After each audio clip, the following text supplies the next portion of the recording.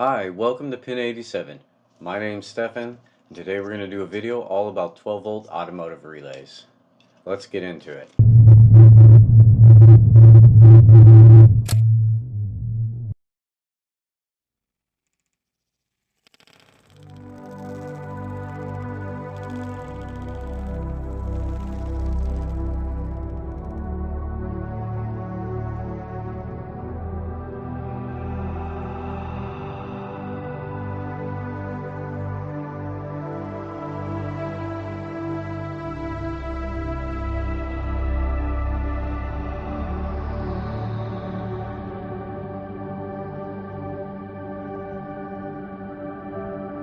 So I didn't bother to look it up, but the definition of a relay is probably something like a simple electromechanical device that uses a small current to control a large current.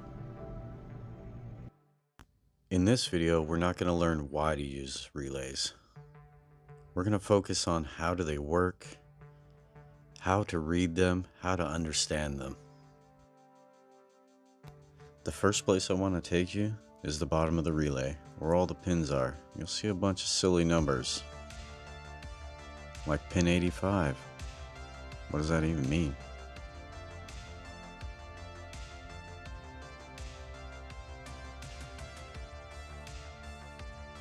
There's a pin 86. Okay, that almost makes sense. A pin 30. It's starting to make a lot less sense now. Pin 87A. There's a letter, and then pin 87. What does this even mean? Behold, the scrolls of standardization. So the scrolls are derived from an actual standard, made in about 1970 in Germany. This standard was made by some scientists to standardize the labeling for all electronic devices in automobiles. To this day, we use this same exact standard. It's a good thing to remember.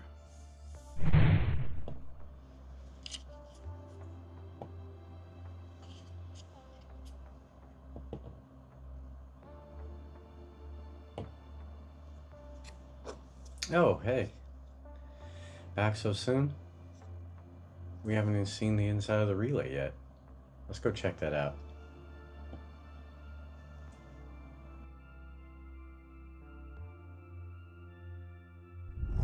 Here's what we call a pinout of a relay and a diagram of a relay, the internal portion. One of the most important things to understand about relays is there's a coil portion and a load portion, and they're 100% electrically isolated from each other. Here's the coil. Let's take a look inside the relay. Here's the coil. It's got an iron core and a copper winding. Each side of the winding is attached to two different pins. Let's take a look at pin 85 first. You can see here, passes through the body. There's a little tiny piece of the coil wire soldered to that pad. Then on pin 86, exact same thing. That's all there is to it. Let's take a look at the load side of the relay now. Pin 30 is power in. The armature that's controlled by the coil moves between pin 87A and 87. Those are the output pins. So basically what's happening is when the relay's at rest, like it is right now, no power applied to the coil, pin 30 and pin 87A are connected all the time. This will remain this way until power is applied to the coil. When you apply power to the coil, you connect pin 30 to pin 87. As long as you leave power on the coil, pin 30, pin 87 stay connected. This is pretty much how everything in your car works.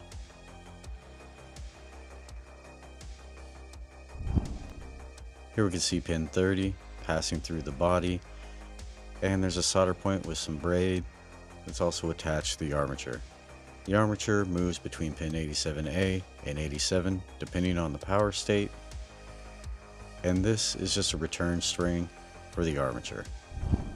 Here we have pin 87A, and on video it's really hard to show, but it goes through to the center and comes out the bottom in the middle. Here we have pin 87, kind of comes down, does a 90-degree bend, does another 90-degree bend, passes through the body to the outside. Pretty simple. So now that we've seen all the internal parts to the relay, let's move on. Let's see the coil in action. So we're going to put power to the coil, and we're going to watch and see how it actually functions. And because I know you've already forgotten, we summon the scrolls. So we can see here, pin 86 is positive, pin 85 is negative, and we're just going to apply some power to it and watch it work.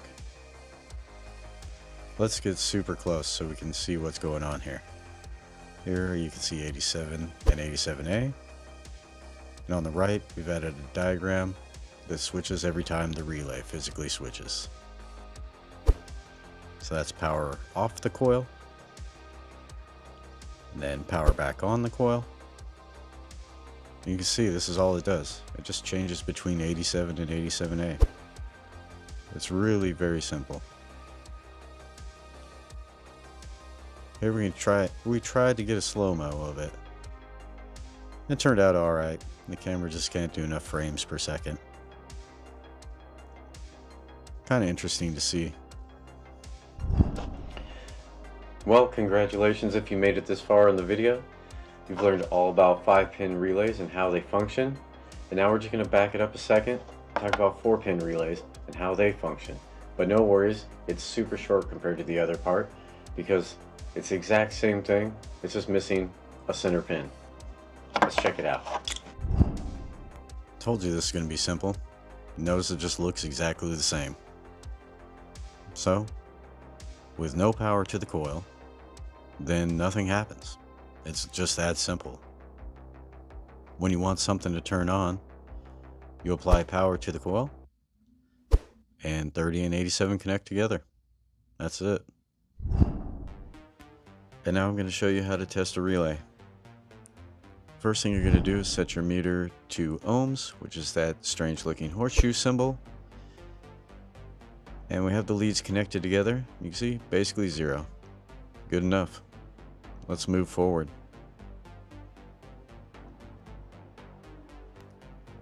Next we're going to test the coil. Let's see if it functions properly. We're going to go to ohms setting again. And we're going to connect to pin 85 and 86. And for this test, it actually doesn't matter which is which, but we're going to keep them with polarity just to kind of drive home 86 is always positive. You see it's about 82 ohms. That's normal. It'll be anywhere between 50 and 150 ohms. Next, we're going to test for continuity between pin 30 and pin 87A. Super easy. We have it set to ohms again. We just put one lead on 30, one lead on 87A, and you'll get close to 0. Don't worry too much if it's like 0.7, 0.5. Makes no difference. That counts as 0.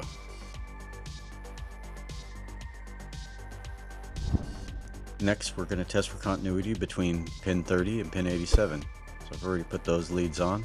Now I'm adding the coil leads. And remember, we have to apply power to see continuity. So we're going to turn the power on. And boom, there you go. Continuity. That simple. Then we'll remove the power. You'll see the circuit become open again.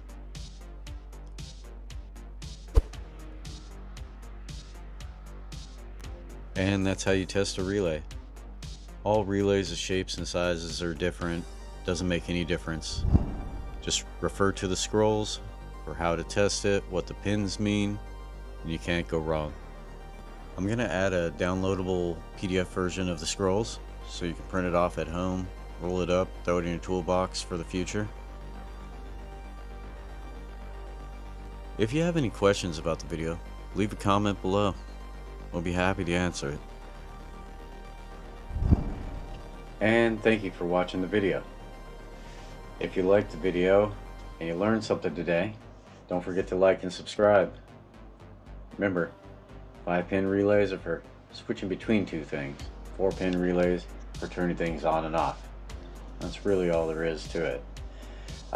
In future videos, we're going to get further into it in detail and a whole bunch of other topics. Can't wait to see you there. Bye.